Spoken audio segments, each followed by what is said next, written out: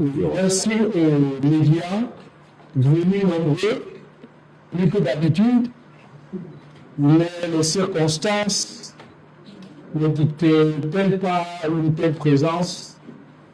Je vous remercie en tout cas d'être les relais de nos voix dans l'opinion, des relais pour informer exactement, sans biaiser. Vous avez entendu les propos des éminents dirigeants politiques qui m'ont précédé. Ils sont des propos responsables, des propos de gens convaincus et déterminés, mais également des propos de personnalités pleines d'espoir pour notre pays. Quant à moi, je vais vous dire quelques mots au sujet de notre candidature donc, à l'élection présidentielle d'octobre prochain. Hier, 18 juillet 2025, j'ai déposé à la direction générale de l'ECAM, puis immédiatement au Conseil constitutionnel, le dossier de ma candidature à l'élection présidentielle du 12 octobre 2025. Lors de sa session du 26 octobre 2024, le Conseil national du mouvement pour la renaissance du Cameroun, MRC, avait adopté une résolution qui m'accordait en tant que, je cite, président national et candidat du parti à l'élection présidentielle de 2025, la liberté de choisir la modalité de présentation de ma candidature. Fin de citation. Nous avons examiné avec l'exigence scientifique nécessaire les différentes modalités de présentation de candidature, conformément aux dispositions pertinentes de la législation en vigueur dans notre pays, la jurisprudence et la pratique bien établies en la matière. Au terme de nos analyses, il nous est apparu sans nombre d'un doute, d'une part, que le MRC dont j'étais le président national et le candidat désigné pouvait légalement et légitimement présenter ma candidature à l'élection présidentielle du 12 octobre 2027. D'autre part, que je pouvais aussi rassembler les 300 signatures de personnalités habilitées malgré la terreur d'État et donc me présenter en candidat indépendant à cette élection. Mais nous avons suivi également, avec la plus grande attention, des débats politiques, souvent politiciens, qui ont entouré la question de ma candidature depuis plusieurs mois. Nous sommes parvenus à la conclusion que, bien que les lois, la jurisprudence et la pratique permettent au MRC de présenter son candidat à la prochaine élection présidentielle, le contexte politique vicié sur cette question, par un faux débat inventé par le pouvoir RDPC, a mené avec passion, généralement hors des sentiers juridiques, nous a amené à choisir une modalité qui a déjà été éprouvée à l'occasion de l'élection présidentielle de 2018 et de celle de cette année aussi.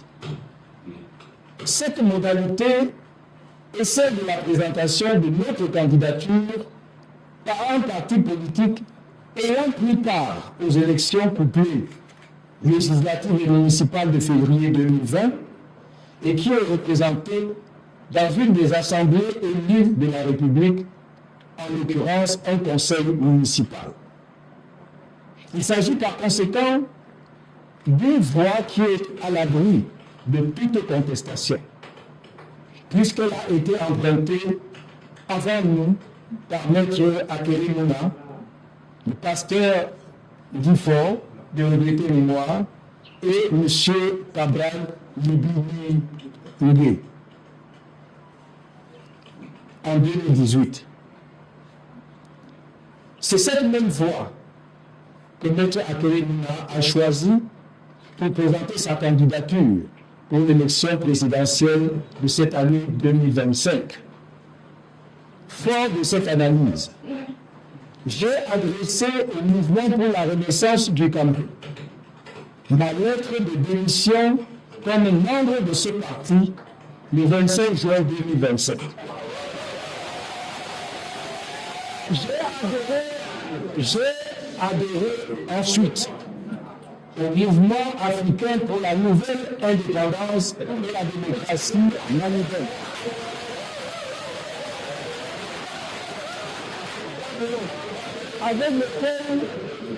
Avec lequel nous étions en discussion depuis plusieurs mois, et j'ai adressé cette demande d'adhésion le 27 juin 2025.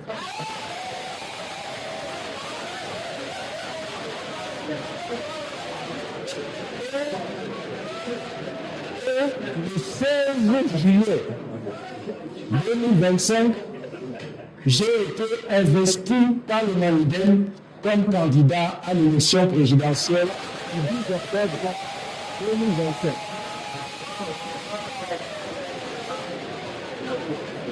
Pourquoi le Maniden? Parce que c'est un parti politique qui, malgré les vicissitudes de la vie politique camerounaise, fait preuve de résilience dans la lutte pour l'émancipation totale de notre pays et a su maintenir, allumer la flamme du nationalisme camerounais.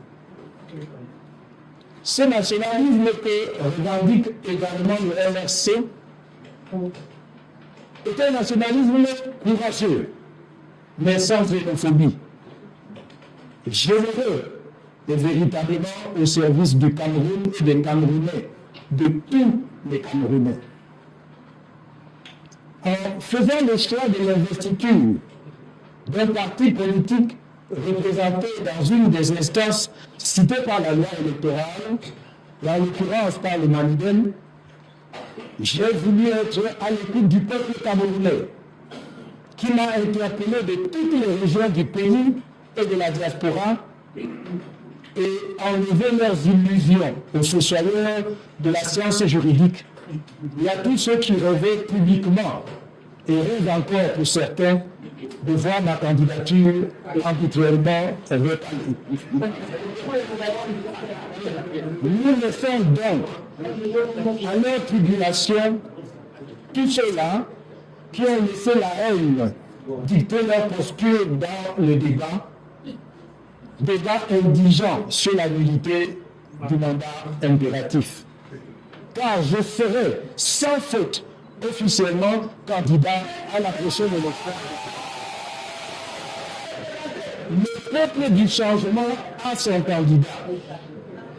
Pour le reste, laissons les gens déblatérer et déverser sur nous leur torrent de haine habituel. Peut-être cela les aidera-t-il à vivre. Qu'il me soit permis ici de féliciter le Maniden, ses multiples militants et ses organes dirigeants, et de rendre un hommage appuyé à son président, M. Anissé Ekani. Non seulement d'avoir rendu possible cette voie de la présentation de notre candidature par ce parti, mais surtout, j'insiste, je souligne, surtout de l'avoir fait sur une base de concordance sur un certain nombre de points fondamentaux de convergence politique et dans un esprit qui a toujours mis en avant l'intérêt du Cameroun et du peuple camerounais. Car n'en déplaise à certains responsables du parti au pouvoir, qui ne connaissent que le langage de l'argent et de la corruption politique, qui jalonnent leur parcours, ni M. Anissé Ekane, ni aucun organe du Manudel n'a jamais exigé la moindre contrepartie financière ou de quelque sorte que ce soit pour notre investiture comme candidat à l'élection présidentielle à venir.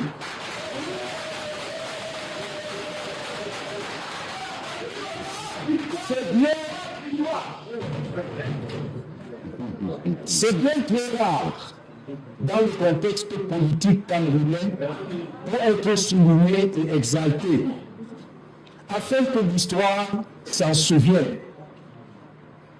Seuls les points de convergence idéologique et notre souci commun de rendre possible cette année l'alternance démocratique dans les urnes et dans la paix ont amené le Manudel et moi-même à l'entente politique qui a conduit à mon investiture comme candidat. Ceci doit être une grande leçon pour les générations à venir.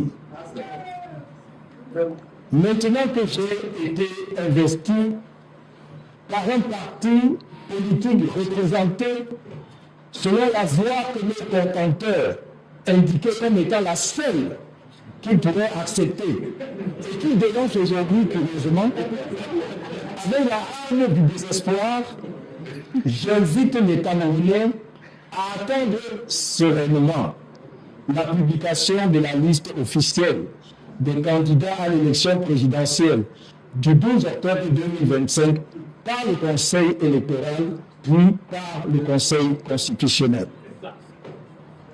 J'exhorte une fois de plus le CAN à appliquer l'article 80 du Code électoral qui lui fait obligation de rendre publique la liste électorale nationale.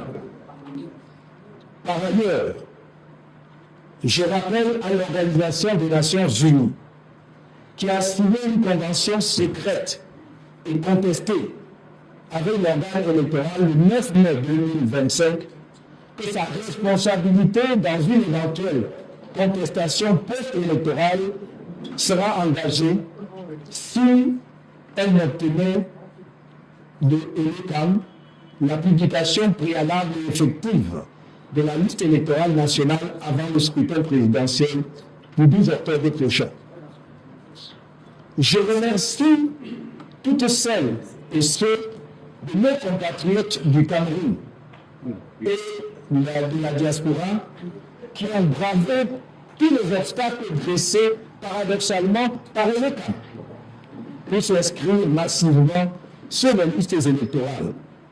Je les invite à poursuivre leur engagement citoyen en allant impérativement retirer leurs cartes électorales, récupérer les bureaux de vote dès que ce sera possible, voter le jour J pour le souffle de l'espoir porté par le changement, surveiller leur vote ainsi que les urnes et surtout combattre sans aucune faiblesse toute fraude électorale et tout fraudeur. Le 12 octobre 2025, sauvons par les urnes notre peuple bafoué et essoré. Notre cher pays, le Cameroun, si beau, si riche, et pourtant réduit à un pays sans inspiration et sans âme. Sauvons-le de ce désastre qui n'a que trop duré. Comme je l'ai dit par le passé, je tends les bras grands ouverts à mes compatriotes du Rassemblement démocratique du peuple camerounais, le RDPC, notamment à ces nombreux cadres qui n'ont sans doute jamais pu mettre au service de notre pays la plénitude de leur talent dans un système politique déboussolé. J'ose dire que je compte sur eux, comme sur les autres Camerounais, de toutes les sensibilités, au Cameroun comme en diaspora, pour porter ma candidature et, si je suis élu, pour reconstruire le pays ensemble, dans l'ordre et la discipline, un Cameroun nouveau, développé et de prospérité partagée, de justice et de confiance, un Cameroun rayonnant, souverain et respecté. Je reste ouvert à un grand regroupement autour de ma candidature pour permettre aux Camerounais de réaliser enfin ce rêve d'alternance politique qu'ils caressent depuis si longtemps. Et que pour la première fois dans notre histoire politique, nous ayons un président de la République qui soit élu librement, qui soit le choix du peuple dans un scrutin transparent et crédible. Je ne vous trahirai jamais. Je vous remercie.